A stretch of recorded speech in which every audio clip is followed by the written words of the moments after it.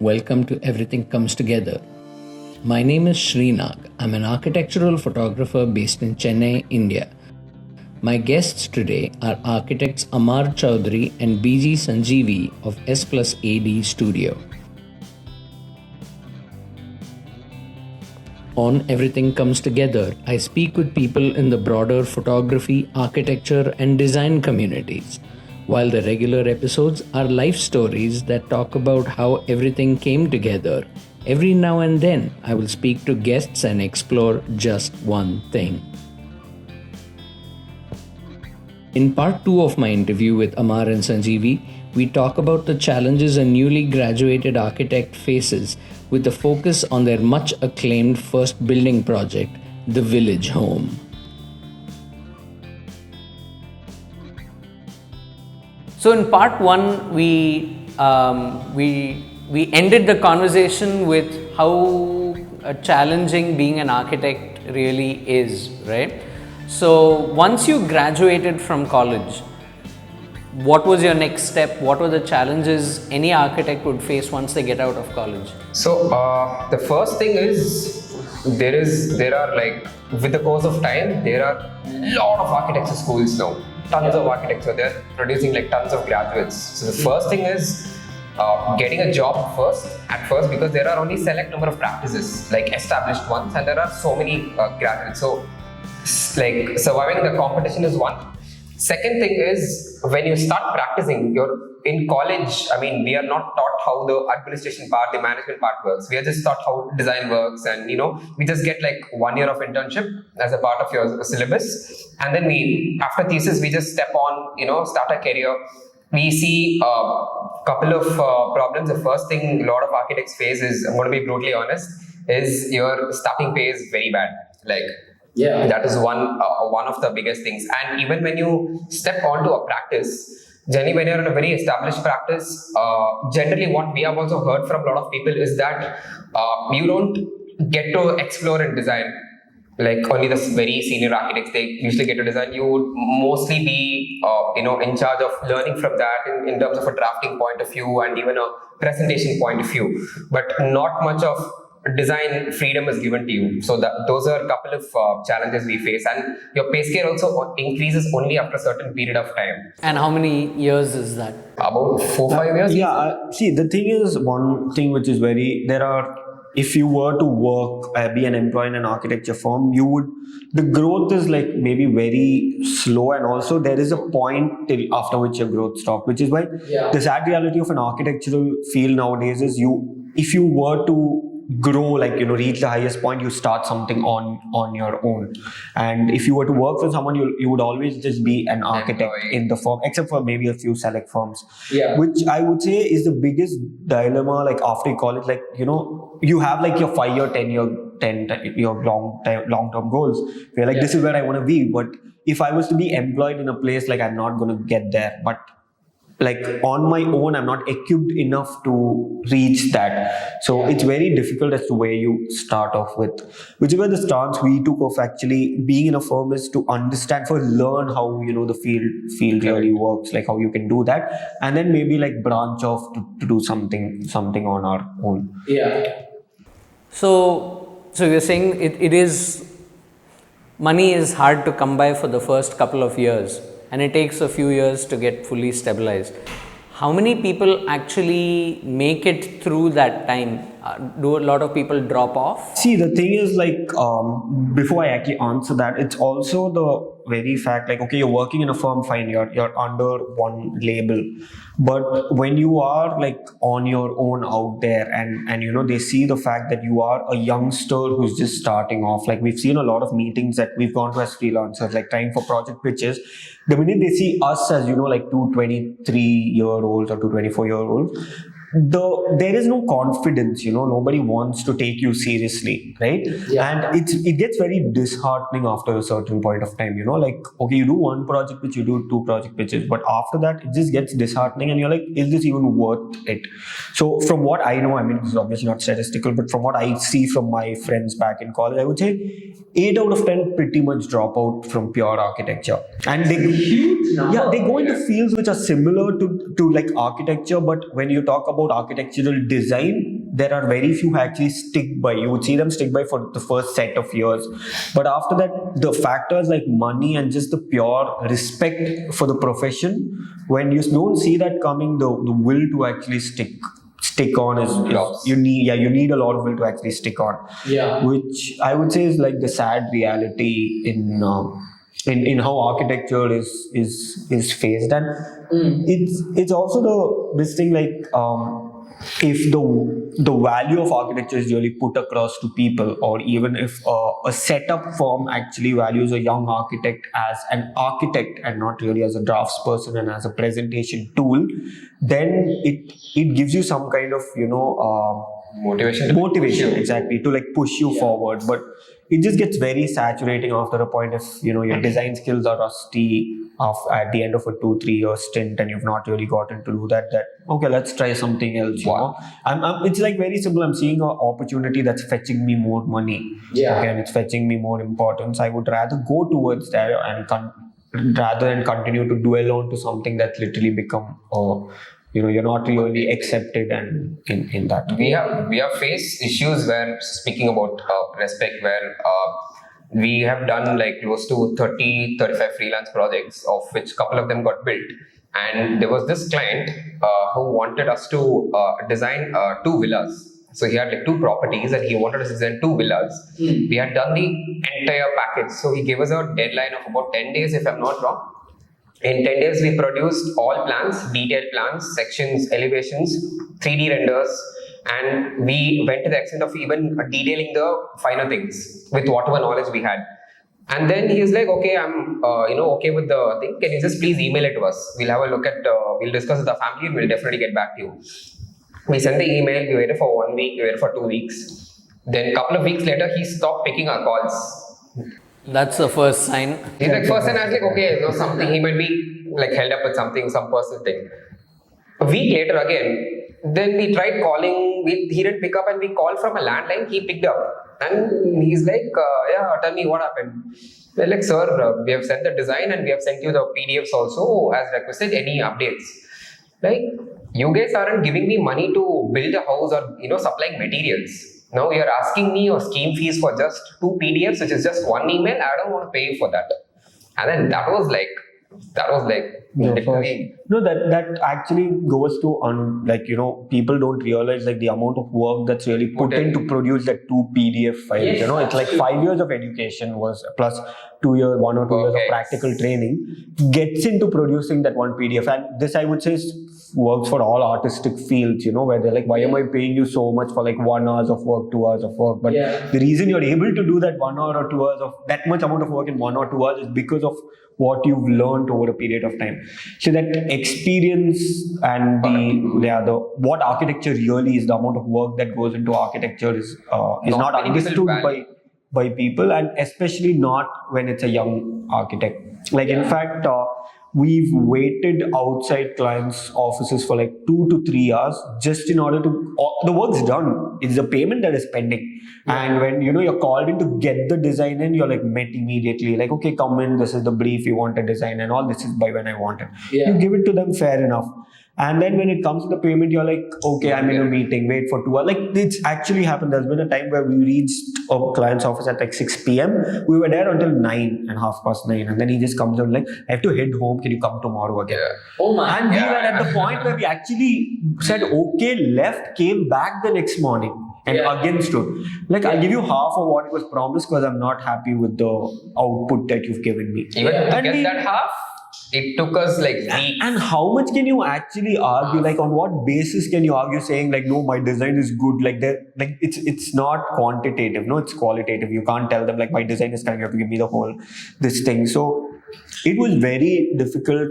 We also didn't know how to manage how to run a firm on our own, which is what comes from whatever we learned being at KSM, how they manage their clients, and it's funny because a 25-year-old firm still probably faces 2% of what we face. It's not like they are devoid of what You will always have clients who want to give you a hard time. And like whatever little we Learners, pick off from literally. Sriram sir and Siddharth, that this is how you deal with that. So it took us a while to actually get our management part. The administration and that part, we learned a lot from KSM, apart from designing and all the transparent aspects. How to like Dealing with. deal with people, as this thing. Yeah. So this is what coming back finally to the question that you had said as to why it's such a huge number. It's all of these factors put in. Because if I'm going to get an easy way out, which brings in probably more money, because at the end of the day, it's a professional we are working. More money and stability. More money, more stability, more respect.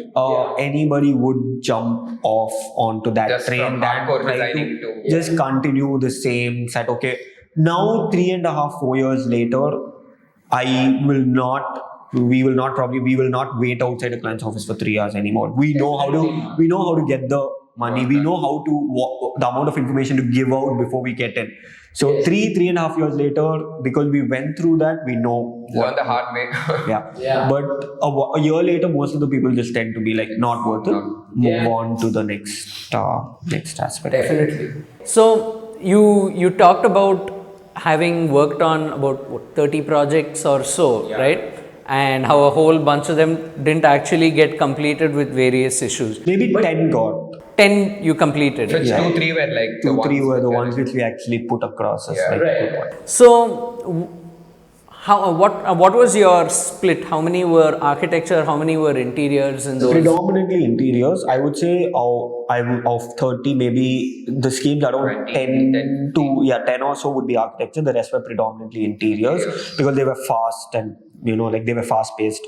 Yeah. And also, like I said, Is it hard to get architecture projects when you're when you're young, because it's the same concept I keep saying, like you're going for a surgery, you see like an experienced doctor, you would be more confident at giving yourself in that hand. It's the same concept. It's a young architect, he's going to mess up my house, he's going to mess up my building, why should I give it to him?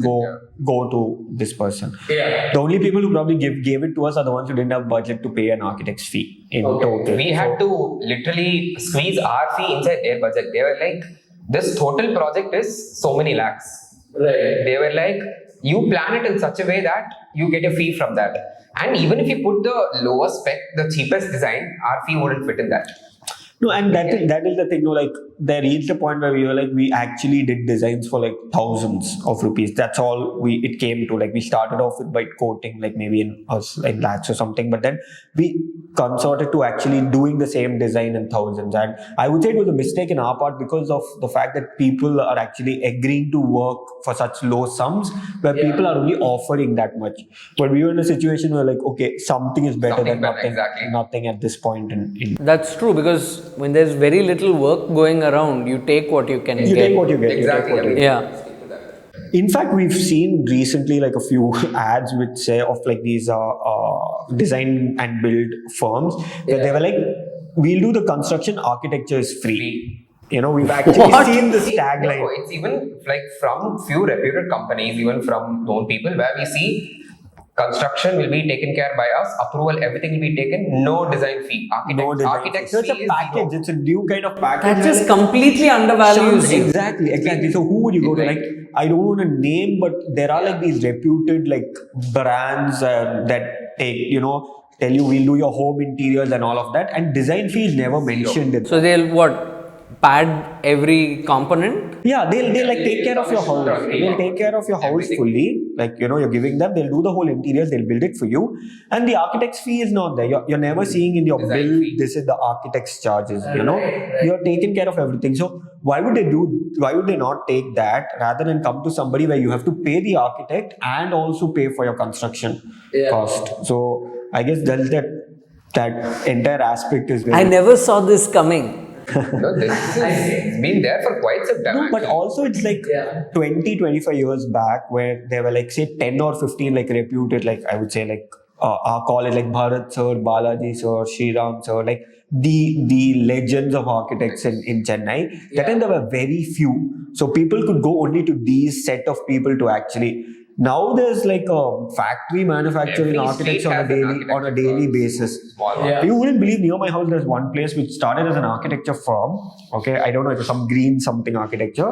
Below that they were like printing and photocopying also undertaken. Oh my god. So they've actually invested in this thing. They were like, okay, this is more money than actually architecture Getting itself. projects and then done. So they are printing out A1, A2 prints are all that is happening in that. So it's damn sad. It's really It's very sad. And also, you wouldn't believe, even in colleges nowadays, now since students are like thinking of trying out other different things, there are these places which will even do your thesis technically, like assist you in doing your. Assist you or actually do it? what we used to do was These are mentoring. This mentor. would be like, you give us the money, Yeah. we'll give you your final thesis output. Yeah, you don't do anything. You don't do anything. You actually have a lot of these. In fact, a lot of people came into us for that. We took our thesis mentoring for thesis doing. This, is that what? We got A lot of people said, we were like, I'm not even kidding. There were students ready to pay $1.50 to do their thesis for us. Do their thesis. If they put in a little bit of effort, they could use that $1.50 for the first couple of years of their work.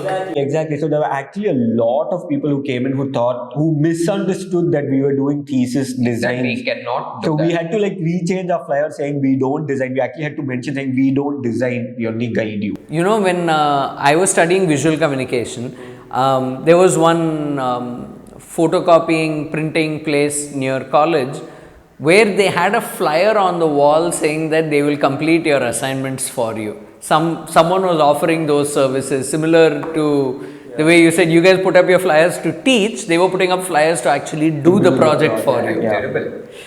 Anyway, so you completed 8-10 projects, and there is one project out of that really stood out, which is the village home. Right. So you had the village home really was your almost like the crowning jewel of your collaboration, right?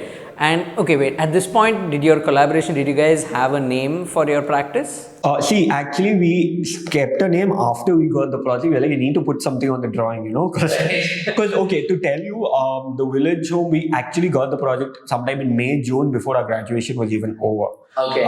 It happened so because the project is situated in the village where my dad was born. Okay. And he was born next door to this project, so it's almost like he grew up with this family. Was the owners of this home were family members? Not like family, but like namesake family.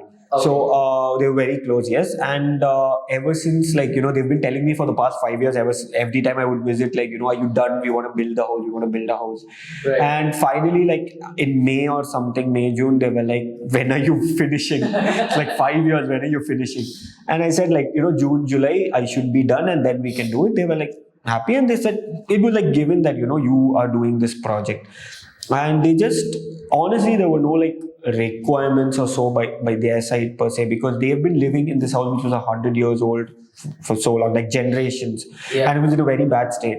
So by June, July, they called and they were like, we really need to, the house is in a bad state. We really need to start construction, and are you willing to take it up? Right. Are you willing to design? And I called up Sanjeevi and I was like, this is there. You want to do it together? We can. By then, our official collaboration hadn't even begun. Okay. So we were like, okay, and And this was even before you started your tutoring. even before we started our tutoring. Okay. And back then, so we hadn't started our tutoring, so we just decided to okay, we were like, think of a name, and we came up with just Sanjeevi S, Amare S plus AD Studio. We just started with that one thing. It was an overnight thing. Till now, we've not even done a logo for ourselves. Okay, we don't even have an Instagram page. We never really cared about the whole marketing aspect. We just started off on that, and I would say sometime August or September is when they said, we want to see what you've done, like a design for it. And we didn't have a space then, so we just called them to my dad's office and we were like, we'll present it here. We'd done a basic plan, a very basic plan. Friday evening, if I'm not wrong. Yeah, and this was the first ever time we designed. We just started off in KSM. We didn't even have practical experience, so we just did a very basic design. And we showed it to them. They were like, listen, honestly, we don't understand. We trust you. So just go ahead and do whatever you want to do. So what was in that proposal that you gave them for an idea? Simple. So they just told us what are the requirements. We want 2 bedrooms. We want like a hall. We want an open space in this thing. That was all they required. Open space as in like a courtyard or? No, they didn't mention a courtyard. They basically said, being a village, a lot of their cooking probably happens outside. Okay. And they also have a lot of visitors coming. So they were like, we don't want the entire house to be like this thing. We want some open area because they had like 10 to 12 cats, something which would excite you. But they had a lot of cats in that house. So they were like, we need a space outside, like an open space. Okay. So we worked out like we went through a lot of design iterations. So the current house actually had a central courtyard, and around that, you had all the rooms facing. And there were some very interesting regulations of that village where you're not allowed windows on the outside. On the main road, This is a Muslim. You're not allowed windows You're on not the allowed front. windows in the front. Facade you can't. Okay, Yeah, this is a cannot. Muslim village. The entire idea is outside men shouldn't be able to peep into the house. These are all village set rules. These are not like some bylaws and regulations. Yeah. You're not allowed to peep in. So all your ventilation has to come from your open space. Their central courtyard is where their ventilation came in. Okay. So we were like really in this thing, and on either side you had buildings. So your only No setback. on the setback there were full trees. Okay, so the only way of actually bringing air in is your front facade, and you can't get windows over there. Yeah. So what we did was kind of like split this one courtyard into like 2 and started getting 2 streams of ventilation. Instead of having a courtyard and having things around it, we kind of inverted that courtyard and had the house in the center and the courtyard on Around either it. side. So the idea of one courtyard got split into 2. So that was the main design mistake. So how would you prevent people from looking into the courtyard from the outside? Exactly. So we had the house, and what we did was we went to this thing. We convinced the entire village this thing in a way where the windows still on the ground floor. The height was raised enough where someone standing in couldn't look inside, but somebody standing inside could look outside. So we actually did a windowsill design of that dimension, and we convinced them there was only one window. There's only one window in the exterior facade. We said we need this. Without that, only to ensure cross ventilation. Even without that, the room would get light. Yeah. So we had to work out on all these iterations. We explained all these design ideas to them. Yeah. And they were like, okay, this was a Friday evening. They said, okay, let's go forward with it. We trust you, just go forward with it. Yeah. We're like ideal clients on the first project, great. No problem. Monday morning he calls and he's like, we demolished the house. When are we starting construction? Okay, so I was like, are you? And 2 days notice. we were at KSM, okay, and I'm looking at Sanjeev. I'm like, dude, they demolished the house. Like, "Ennada solra?" And we didn't know what to do, and we just like whipped out like a very basic plan, But and shape then they plan. were like, we need to start construction. So we emailed the drawings to the person, like the client's son, and like start off on that. We'll visit the next weekend. We can't come through the week. We'll come the next weekend. We go to the next weekend. These people who didn't understand our drawings. So the first Who didn't understand your The masons in the masons village. couldn't understand our drawing. the local masons? The local masons couldn't understand our drawing. Layout, they couldn't know how to read the layout. The floor layout. So the they levels. did the first floor beam layout on the ground floor plinth. Plinth. Okay, so that got translated down there, and we were like, what do we do? We didn't know. And I remember we were like, give us a day or two, and the next day we go back to the backyard of KSM Shriram and Siddhartha Dehinga. We were like, sir, this happened. Please help us salvage this how we could. And Shriram sir took a sheet and he said, like, tell them to do it this way. You can still work around it. It's not that bad also. You can work around it. But now onwards, be careful. They can't keep messing up. Thankfully, we had a very gridded plan. So we had the We same- could kind of like yeah. work on that And aspect. like But also it helps to get that experience, give you some advice on how to salvage the situation. Exactly. So, Correct. because we didn't know, like, we were really lost at that point. Like I said, we hadn't even worked on a single project in KSM by that point of time. it was in We- August 16th we had joined. August second week we had joined, and we got this project. The construction happened in August end. So Okay. we hadn't seen a plinth beam drawing, we hadn't seen a reinforcement detailing drawing, nothing. We are literally like newbies, and they did this on site saying, "Aapka challenge idhar hai. We do what you can." Okay. So that's how the whole project got like conceptualized in this time. So this was an old house, like you said, 100 plus years old, not in great shape. Now they've demolished the house with 2 days notice, notice, right? Were you able to salvage any parts of the house and then bring it back in? Yeah, quite a lot actually. We use the columns were made of stone, so we use those columns for the foundation because we had to cut costs every possible way. Every nook and corner mattered. So we use stone foundation. Yeah. And then these old wooden houses had these wooden rafters on top. Yeah. So they were made of like solid teak, very good quality. So we didn't want to throw them. So what we did was we sliced only the corners out because they were a little soft. The inside, the core of the wood was still good. So we used that as the window frames for the window. And a lot of even the jali, there are a couple of jalis which were reused in the kitchen side, in the kitchen. So we had to literally not just throw it as debris out, but see how we can reuse them in the house to cut costs. So that it like saved like a lot of money for them. Yeah, this entire house, like 2,400 square feet, was built in 25 lakhs. Fantastic. Yeah, so that was actually the only money they had in hand. It was like a lifetime savings, and so we were given this. They were like, so I mean, that way they were really forward. They were like, this is what money we have. Like, this is what we want. So how you actually decide to, play with the money is like up to you. Yeah. So we did all of this. So we wanted the element of the jalis to actually come out really well. Yeah. So we wanted to bring in all these cost cutting methodologies so we could then work our way around by doing the jali. And also one more thing we really focused on, this is something like as a design ideology, we wanted to save like the electricity they use, because being in a village they would face a lot of power cuts. And again, the reason for these two courtyards coming into play is the fact that they don't need to turn on lights the whole day. Okay, and because it's always naturally lit, like even during construction you would go and you're like, you don't need lights at all in the space.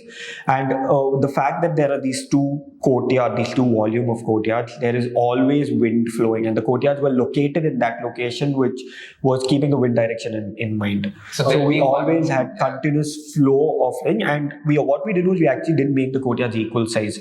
One was smaller and the height was more, the other was bigger. So this worked as a tunnel, whereas that was this thing. Exactly. So you would have the air coming in this way, and that would push the hot air out. And we also located the kitchen next to the smaller courtyard because of the fact that all the the smell and even the heat that is emitted from the kitchen can escape through that. So we try to bring in all these factors. So even if they are facing like say a full day power cut and they're not having fans, the house is going to be cool.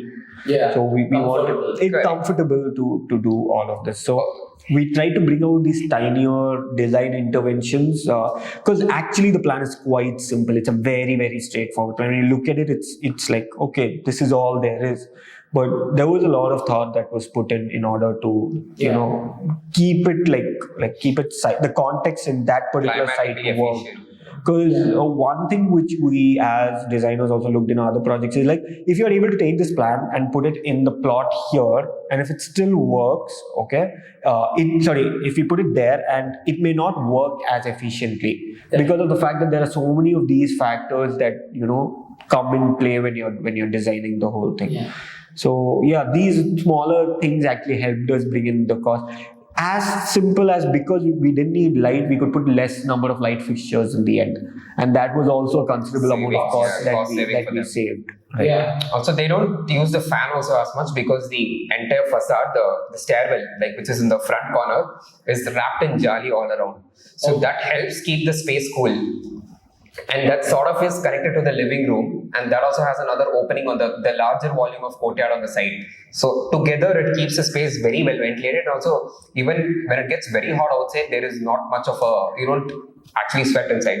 Right. That's pretty impressive considering. And where exactly is this house situated? So it's in Senji is like, say, I would say 150-200 kilometers. It's a more rocky terrain. It's not it's not the same weather as Chennai. So it either gets hot or it gets cool, is it? I wouldn't say like too cold, but yes, it does get cooler at at night. So, and the reason why we were also able to experiment with the jalis is the fact that there's not much rain that comes in over there. So the issue of water coming in too much wasn't there. Though post 1 year of construction, the client called and he said there is water coming in through the jali into the staircase, a little bit. So how can we salvage that? Which comes to show, like, first project ever. We didn't think of these smaller things, but yeah, that. It was the first project soon after you came out of college. Correct, so correct. it's obviously going to be small We thing. couldn't get into the tiny nitty-gritties of the design. And you mentioned also that the local masons were not trained to read your drawings. That was a major challenge. So does that mean that there were not a lot of architect designed buildings in that vicinity? Not really. So there were no architect design buildings. It was all these contractors who used to be like, let's put a grid of so much, we'll put a 9-inch by 9-inch column and we'll give you this much of space, a 10 by 12 living room, put a central court, just plan the rooms all around it and get it done. I don't think there was even a proper structural engineer for all of that. In fact, the thing was, we were the masons hated us when it came to this thing. So because of the fact that they were the architects of this thing, they would take care of all the houses there. The very fact that in this case there was somebody telling them at every step that this is what you do, this is how you do it, and they couldn't read the drawings clearly. Like if we write a courtyard, they can't read the word courtyard. We had to go and Explain to them on site exactly what it was. So we would go there, and after a point they just really got fed up. Like there was this point where we literally went like, this is not right, that is not right. We would shout at them for this. So because of this whole thing, the masons weren't happy, and I would say a year or so into less than a year into the construction, the contractor backed out saying, I don't want to work with these people anymore.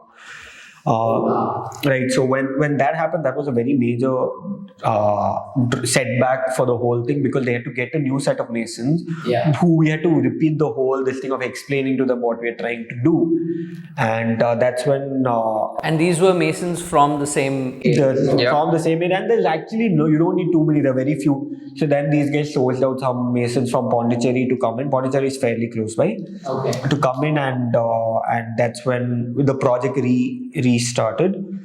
This was all probably around the same time as demonetization hit as well.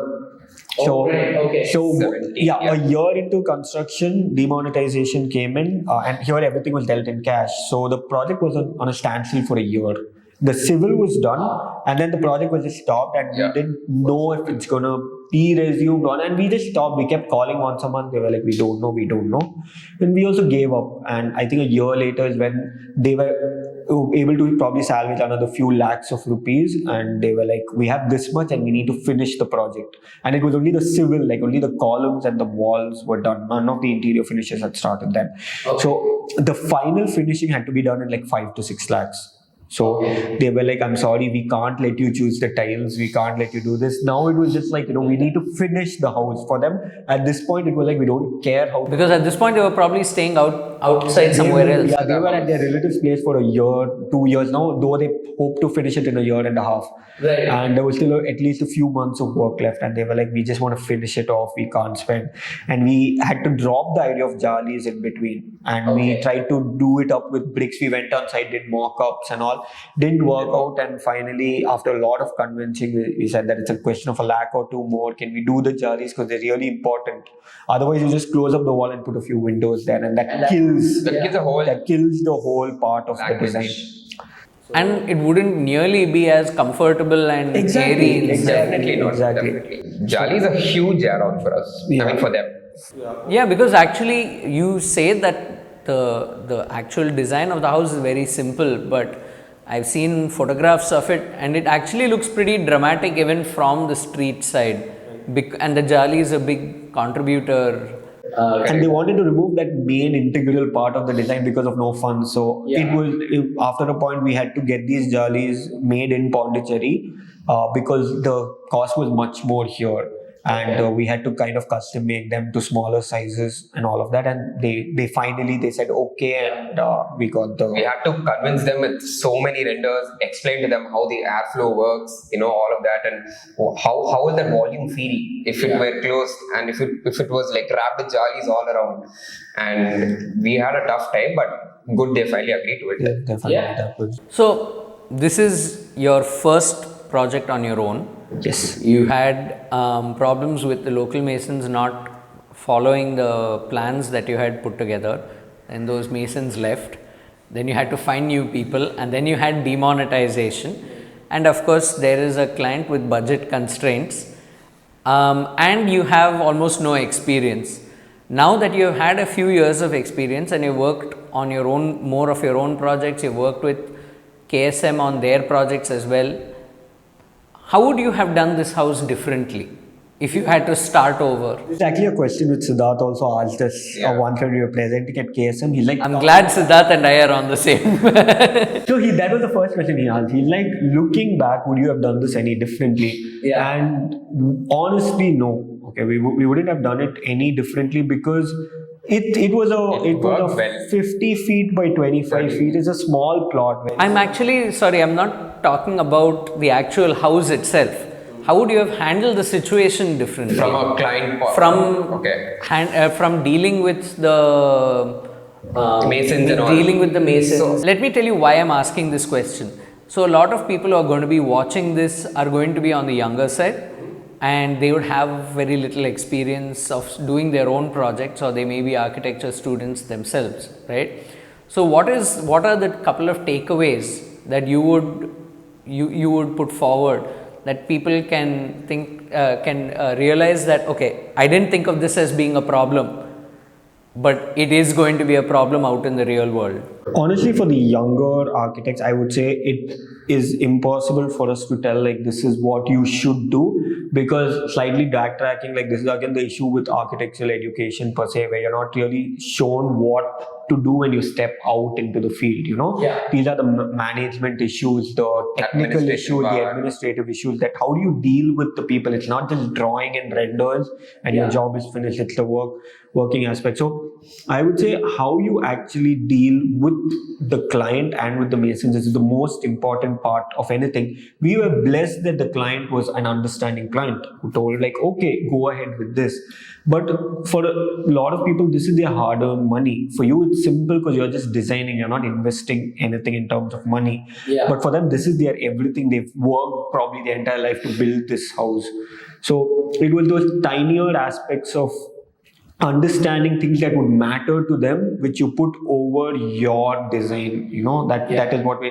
And also even with regard to the masons, like you can, like now going back, we think that there are some things which we asked them to do which they've never done their entire life, and that irritated them. They were like, we've never done this our entire life, and they've done it a certain way. And I don't know, maybe we should have tried to understand what their construction methodologies was. We tried to put in a city way of construction into these village masons. We were like, do it this, put this thing and do it that way. Yeah. But we should have maybe spent more time understanding what they are trying to do. Because whatever said and done in terms on field, they are more experienced than us. Whether they are village masons or city masons, at that point their level of knowledge was much higher than us. Yeah. They could have done something which we couldn't have. Okay. So maybe sitting down with contractors and masons, this is something we did a lot at KSM. Sanjay and I would go to site quite often because we would see how things are being done there. Because as architects tomorrow, if you don't know how something is being done on site, how can you possibly propose to do that? Correct. It's just that sitting down, going back to the smaller grassroots level and understand. To understand the practical challenges. The practical challenges. In fact, they might have a better alternative solution than us. Yeah. There have been cases where we would come up with a very interesting detail, and we will have like this method, that method, you fix this first, and you get an angle out and you fix that. They would come up with another idea like, sir, why don't we do it like this? First thing is save cost. The detail would work and the look and feel is going to be the same, exactly like how you pictured it. Yeah. Then we actually sort of start to learn from that. and then that was probably one of the most important things which we felt we could have done with the village contractors also, village masons also. We didn't understand their See, because at the end of the day, them leaving costed a certain amount of money to the client and costed a certain time, because we were maybe adamant on our way, like, this is how it needs to be done. So a little bit of compromise would have helped. Moving away from the fountainhead ideology of, this what I'm doing is right kind of this thing. Yeah. So,